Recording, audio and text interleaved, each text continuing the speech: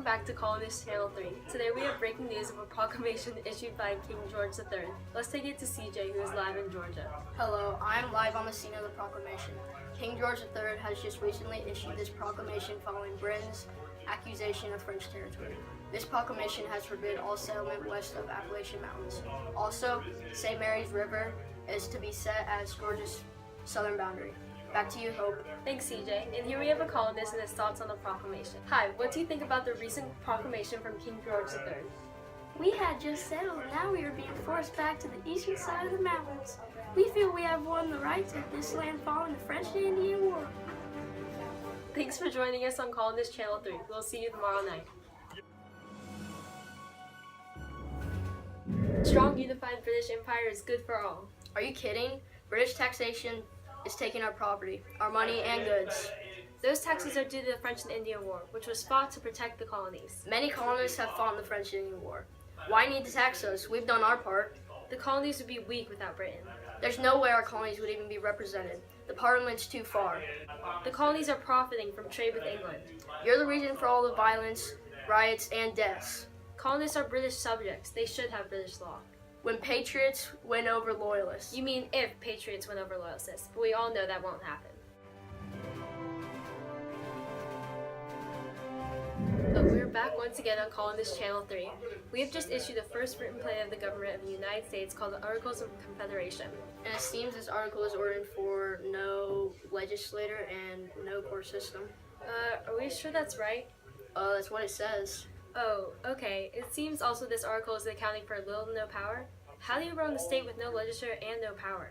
It's what the colonists want. Colonists are stung by the loyalty of former government to the king. They had just freed themselves from the domination of strong government of Great Britain. I guess that makes sense. But what about... It seems like they have just issued a meeting, being known as the Philadelphia Convention. This meeting is to discuss the problems of the articles.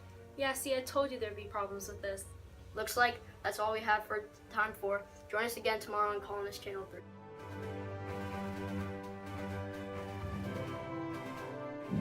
Hello, I'm Button Gwinnett, and my signature of the Declaration of Independence is worth over $250K. That's nothing. Try signing the Declaration at age 26. Please not go through this fight again. It's getting annoying. We talk about this every day. Shut up, Paul. All you had was a county named after you. I take pride in Hall County. And don't forget, I was the governor of Georgia. You were only governor for 1 year. How about you all shut up and let me know when your signature is worth as much as mine? You guys signed a piece of paper. Big deal. I was shot during the Battle of Kettle Creek. Also, I saved the life of Elijah Clark, and I was the only African American that was Grand Lamb from the state of Georgia during the Revolution.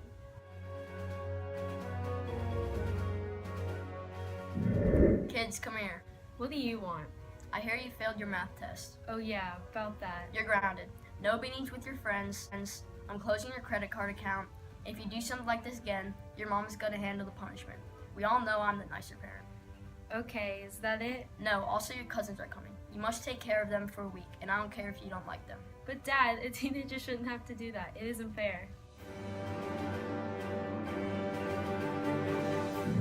Okay, students, please come and turn in the constitutions you made over the weekend. Here's my constitution, teacher. CJ, can we discuss your constitution? Sure, what's wrong with it? For starters, you gave the legislative branch all the power. This gives too much power to one branch, which may fail eventually. Okay, what else? Also, you only created one legislative house. This means there is only one house in the legislative branch. This also is a bad choice because there is only one house to make decisions, so it's better to have two so they can both agree on decisions. Okay, that makes sense, but maybe you should expect this next time you ask a 5th grader to make a constitution. Yo, it's your boy, Skinny P. You know I'm about to go in. The causes of this French and Indian War. It all began in 1754. It was the fear and the greed. The greed was to get the treasure that they need. So Virginia got a George Washington to lead. He led them up to build Fort Necessity. A scout reported 30 French soldiers, so they attacked, but that ended up being a bust in their shoulder. On July 3rd, 1754, Washington was outnumbered, so he had to close the door. He had to surrender, but this was just before the war went to Europe because it wanted to explore. The results of this French and Indian War. One was that the Ohio River was able to explore. The biggest of them all caused the revolution. British tax colonists basically made them pay tuition. Now this war had an effect on Georgia's size. The Treaty of Paris gave them a nice little price. They set their boundary to the Mississippi River. Georgia didn't have to pay anything, not even a sliver. The purpose of the Constitutional Convention. It's a way to revise the Articles of Confederation. Baldwin and Few stayed until the end, and they were the only two who signed the U.S. Constitution that was brand new. Within a few days of gathering, they ratified it, and they happened to be only the fourth state to sign it. And this document consists of 1,500 words. It wasn't written by no little turd. It was written by the man himself, Thomas Jefferson, also known as the guy who should give me a writing lesson. The document can be divided into 3 parts. There's so much info it couldn't even be carried by carts. The Stamp Act actually did affect Georgia, just not the average Georgian very much. Georgia was the only colony that ever sold the stamps. This caused SC's fist to clutch. South Carolina was directly affected by it, so they spoke out with anger, but just a little bit. Georgia's only newspaper, the Georgia Gazette, had already been revealed, but it had to stop printing until the Stamp Act was repealed. Now let's talk about those Liberty Boys. They came together to oppose the Stamp Act, aka the act that made South Carolina react. A militia group led by Elijah Clark left a group of 800 British troops in the dark. The militia got weapons and horses, which when they badly needed from the British forces. The results of the Battle of Kettle Creek, the spirits of Georgia militia were lifted by their victory. Nancy Hart was just a regular mom until 5 Tories knocked on her door. She was so smart, so she decided to give them a nice little tour. They demanded that she make them food, so she did, but she also gave them some alcohol too. When British took control of Savannah, this is when the French and American forces became the light. They joined forces together to help fight, but then the British won and said goodnight.